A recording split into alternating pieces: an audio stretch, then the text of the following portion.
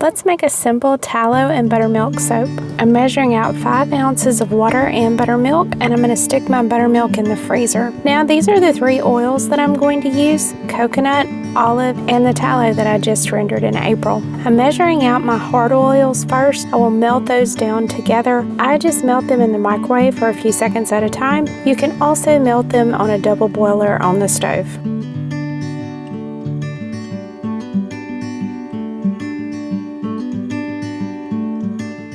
Now I'm going to measure my lye into a bag. I like to put it in a bag. It just helps me remember that I add the lye to the water, never the water to the lye. Once you add the lye to the water, it gets hot very fast. This jumped up over 200 degrees in a matter of seconds. So I'm going to put that lye solution in an ice bath to cool while I finish my oils. I melted the tallow and the coconut oil together, and now I'm adding the olive oil, and I'm going to blend those together just to make sure that my oils are completely incorporated with one another.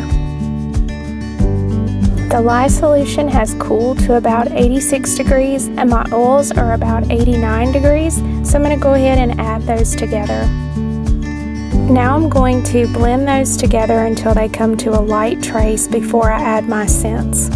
I'm going to be adding 9 ounces of essential oils, and today I'm using sandalwood and cactus and vanilla and spice, those 2 scents together to make this kind of a manly soap. I had only needed to blend for about 15 seconds before I was ready for those essential oils. And then in just another few seconds I was ready to divide this for the color. I'm going to add black mica to part of this batter to create a design on my final soap. And then I blended for about 2 minutes before I remembered that I had forgotten to add my buttermilk, which was still in the freezer. So here I am adding the buttermilk to my batter where I should have added it to my lye solution, but I think it'll be fine. Once my batter was at a medium trace, I went ahead and added the non-colored batter to the bottom of my soap mold. Then I'm going to blend my colored batter until it is at a medium trace and pour it over the top. I really wish I had gotten these to a harder trace before putting them in the mold, but I was scared that my tallow would set up more quickly than it did.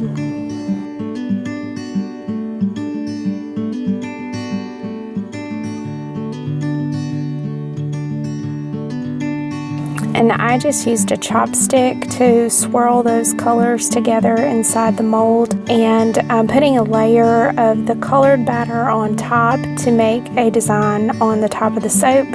I just like to tap the mold down 5 or 6 times to make sure there are no air bubbles trapped inside the soap. And I tried to do my design on top. The batter was not hard enough yet and it kind of was making a mess, so I just swirled it all back together and tried it again later after the batter had had time to harden.